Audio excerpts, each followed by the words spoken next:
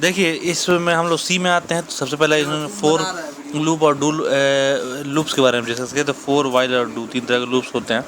तो खैर यहाँ फोर लूप को अलग तरह से लिखने का तरीका इसमें बताया है। यहाँ देखिए नॉर्मल तरीका है, एक लास्ट तरीका मैं डिस्कस करता हूँ। इसमें इनिशियलाइजेशन पहले हो जाना चाहिए, ये भी कर सकते हैं आप। यानी कि जैसे मैं इंट डिक्लेयर करता हूँ तो इंट आई इक्वल टू 0 ले लो, वहीं स्लाइस कर दिया। तो आप फोर लूप के अंदर स्लाइस करने की ज़रूरत नहीं, कंडीशन डाल दिया। अपडेट भी ज़रूरी नहीं कि यहाँ डालो, तुम अपडेट सीधे इसके बॉडी के अंदर भी डाल सकते हो। अब एक ख़ास बात कि अगर किसी फॉर लूप के अंदर ऐसे हमने सेमी कॉलम 2 बार दे दिया और कुछ नहीं लिखा, तो ये लूप जो होगा for loop infinite for loop हो जाएगा। लेकिन अगर अंदर कुछ नहीं लिखा तो एरर हो जाएगा। तो ये तो नॉर्मल सी बात है। अब यही फॉर लूप पर कुछ बहुत अच्छे एग्जांपल्स हैं। आप एग्जांपल नंबर 1 को देखिए, अच्छे से समझिए, समझ में आएगा। क्योंकि फॉर लूप के बाद अगर आपने ये क्या बोलते हैं सेकेंड ब्रैकेट नहीं दिया, तो उसके बाद वो क्या करता है कि अपने जस्ट नीचे वाले प्रिंटफ को अपने बॉडी के अंदर का पार्ट समझेगा और उसके बाद वाले स्टेटमेंट को नहीं समझेगा। इसीलिए यहाँ 3 बार ए प्रिंट किया, लेकिन बी को सिर्फ एक ही बार प्रिंट किया, क्योंकि फॉर लूप 3 बार घूमा। तो 3 बार ए को सब अपना समझ के प्रिंट कर दिया। उसके बाद ये फॉर लूप जैसे खत्म हो तो फॉर लूप के बाहर के बॉडी में सिर्फ प्रिंट बी मिला तो प्रिंट बी कर दिया। लेकिन जब बॉडी के अंदर ए बी दोनों को डाल दिया तो देखिए कैसे प्रिंट किया है, ए बी करके प्रिंट कर दिया। ये उसके जो इन्वर्टेड कॉमा है, सॉरी इन्वर्टेड नहीं बोल रहा हूँ, सेकेंड कॉमा का इंपॉर्टेंस समझा है। वही काम यहाँ इफ़ में भी किया है। इफ़ में दिखाया है कि देखिए इन्वर्टेड कॉमा नहीं दिया तो ये इफ़ बिल्कुल इस इफ़ की तरह हो गया। यानी कि ये इफ़ इसको ना इन्वर्टेड कॉमा के अंदर कुछ नहीं, प्रिंटफ को बाहर लिख दिया। ये जैसे हुआ इसका मतलब भी यही हुआ, क्योंकि इफ़ के अंदर अगर आप इन्वर्टेड कॉमा के अंदर नहीं लिखते हैं तो इफ़ वहीं पर बंद हो जाता है उसका बॉडी, तो सो बंद हो गया। तो इफ़ तो बिना इन्वर्ट ज़रूरी है देना। ये भी बात क्लियर हुई। अब खैर आते हैं हम लोग, ये कुछ एग्जांपल्स हैं जो आप देख के खुद समझ सकते हैं। इसको बताने की ज़रूरत नहीं है। क्यों नहीं है? क्योंकि इसमें आपको बस नंबर्स प्रिंट कराना है। तो नंबर जो प्रिंट कराना है, एक बार ऑड प्रिंट कराना है। तो और ऑड नंबर का काउंटिंग जो मैं बस आपको बताता हूँ कि देखो इस प्रोग्राम में आप सब कुछ समझ जाइएगा, पढ़िएगा तो कैसे ऑड नंबर निकाल रहा है 2 से डिवाइड करके और ऑड नंबर को प्रिंट कराते जा रहा है।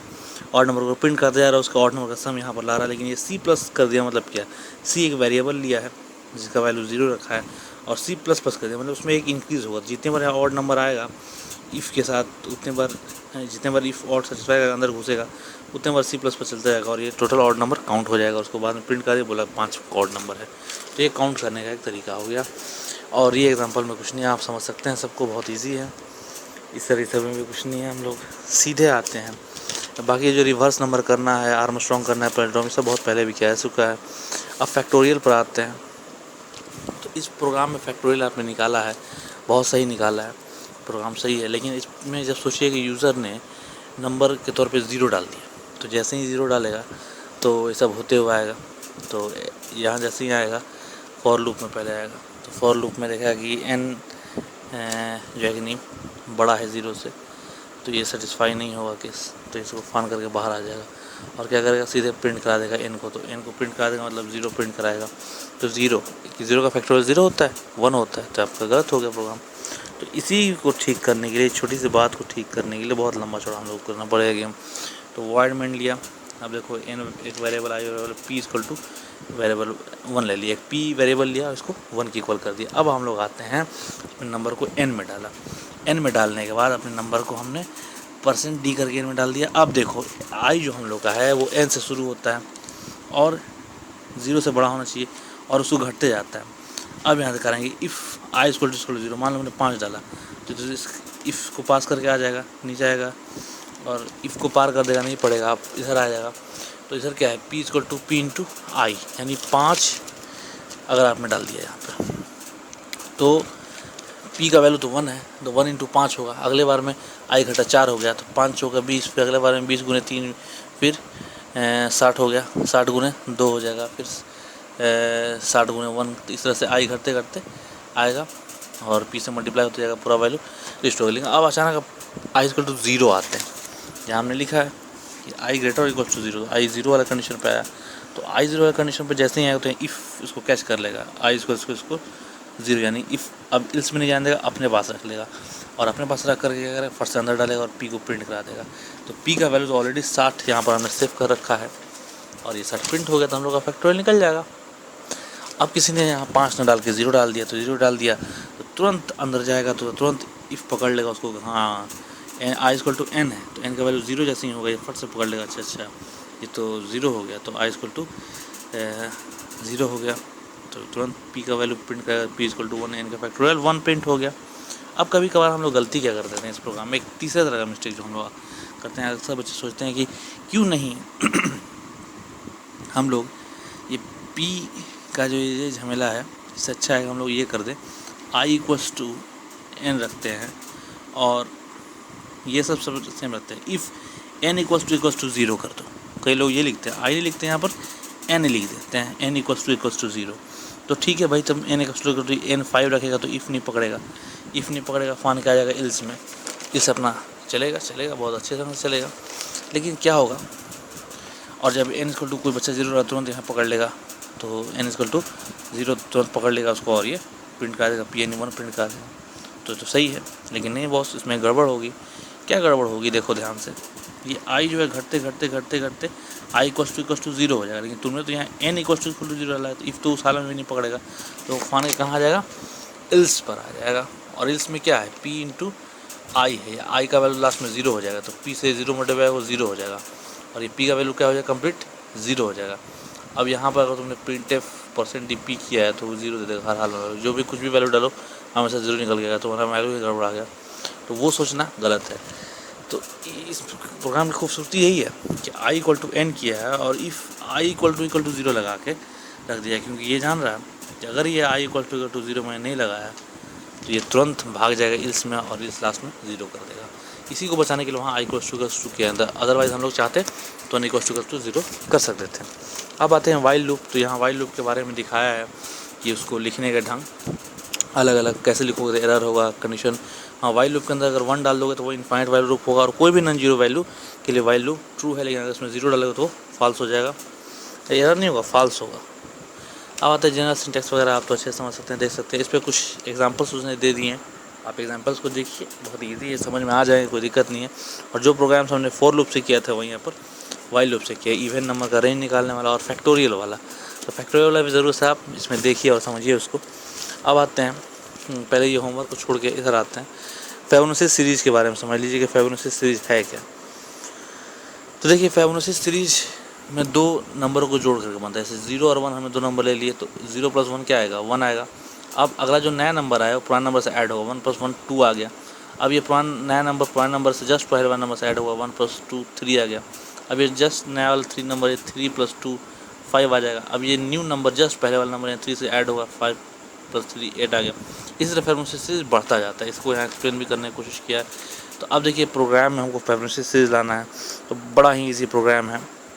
यहाँ पर आप मत देखिए, आप बेहतर है कि आप सीधा देखिए। अगर यूज़र ने n डाला है, कोई भी वैल्यू डाल सकता है दोस्त, तो a = 0 है, b = 1 हमने ले लिया, और यूज़र अपने मन से n डालेगा। एंटर द रेंज वो कुछ भी डाल सकता है, 50 लिख देगा। 50 लिखिए तो हम 50 तक फिबोनाची सीरीज़ निकालना होगा भाई, 50 के नज़दीक तक फिबोनाची सीरीज़ क्या आएगा। तो अपने सिंपल तौर से हमने a और ab को प्रिंट कराया, यानी 0 और 1 को प्रिंट करा लेंगे पहले आराम से। 0 और 1 यहाँ की तरह, जैसे इधर है उधर आ जाएगा। और अब ये 0 और 1 आने के बाद c में हमने a + b कर दिया है। 0 + 1 c का वैल्यू क्या हो गया, 1 हो गया।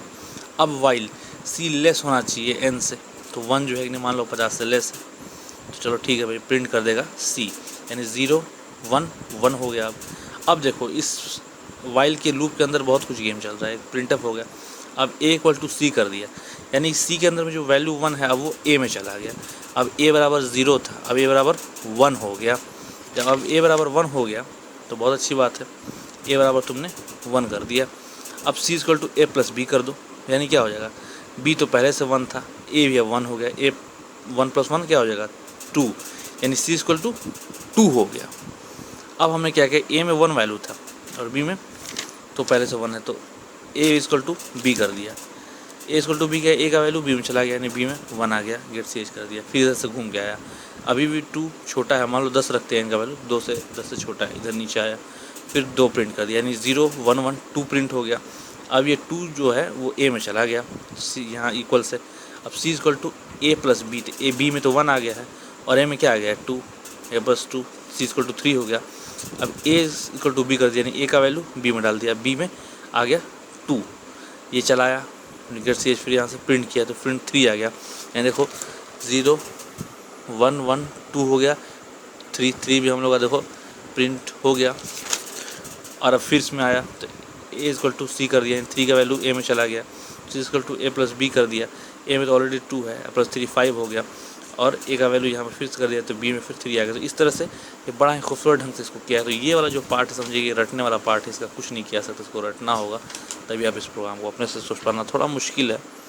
अब आते हैं डू और वर्सेस वाइल लूप किया है। तो वाइल लूप में बस क्या है, कुछ नहीं है, बस इसका थ्योरी दिखाया है कि सिंपल एक थ्योरी है कि आप जब वाइल लूप में आते हैं तो कंडीशन लास्ट में होता है। कंडीशन लास्ट में होता है तो जैसे कि यहाँ पे एग्जांपल देखो, आपने इनिशियलाइज़ किया और यहाँ आगे प्रिंट कराओगे। प्रिंट कब कराओगे भाई, तो अगर आई जब तक 10 से बड़ा हो तभी प्रिंट कराना, जैसे 10 से छोटा होगा आई प्रिंट नहीं कराना है। लेकिन आपने आई को 0 लिया है, क्या ये 0 10 से बड़ा है, नहीं बड़ा है, तो गलत है, तो इसको तो प्रिंट नहीं, एक बार प्रिंट हुआ क्योंकि कंडीशन यहाँ पर नहीं। यहाँ तो पहले सी का तरीका होता है, सी जो लैंग्वेज वो टॉप से पढ़ने आता है, वो सीधा ऊपर से पढ़ते हुए आता है, जबकि जावा जो होता है अपना जो बेस क्लास होता है वहाँ से पढ़ाई करता है। लेकिन ये सीधा टॉप टू बॉटम इसका अप्रोच होता है, टॉप टू बॉटम, ऊपर से नीचे की तरफ आएगा। तो ऊपर से नीचे तरफ आ रहा अपना, तो प्रिंट करा दिया, प्रिंट कराने के बाद तब उसमें इंक्रीमेंट कर दिया, यानी आई इक्वल टू 1 कर दिया। अब आगे टेस्ट करेगा तो 1 ग्रेटर देन 10 फॉल्स है, तो अब इसको वापस नहीं जाएगा। नहीं तो जब भी कंडीशन सेटिस्फाई होता है वो वापस जाता है। सी में ये भी गेम है, लूप्स के लिए हमेशा वापस जाता है, लेकिन यहाँ फॉल्स होता है वापस नहीं। लेकिन फॉल्स होने के बावजूद एक बार राजा प्रिंट का, जबकि अगर यही सेम केस हम लोग वाइल लूप की हेल्प से करेंगे तो वो कभी भी ऐसी चीज़ नहीं करेगा कि उसमें पहले ही कंडीशन का टेस्ट होता है, टेस्टिंग होगा, तो राजा कभी प्रिंट नहीं करेगा। देखिए यहाँ पर वही काम किया गया, वही लिखा गया है, लेकिन यहाँ राजा नो आउटपुट कर दिया, कोई आउटपुट प्रिंट नहीं हुआ क्योंकि यहाँ पर तो कंडीशन फेल हो गया है। इसीलिए डू लूप को ज़्यादा लोग यूज़ नहीं करते, वाइल लूप को ही ज़्यादा यूज़ करते हैं, फॉर लूप को। और ये देखिए बहुत सारे प्रिंटिंग है फॉर लूप की हेल्प से या वाइल लूप, जिस बेसिकली फॉर लूप की हेल्प से स्टार प्रिंट करना सिखाया है, तो बहुत पहले की चीज़ इसको बताने की ज़रूरत नहीं है।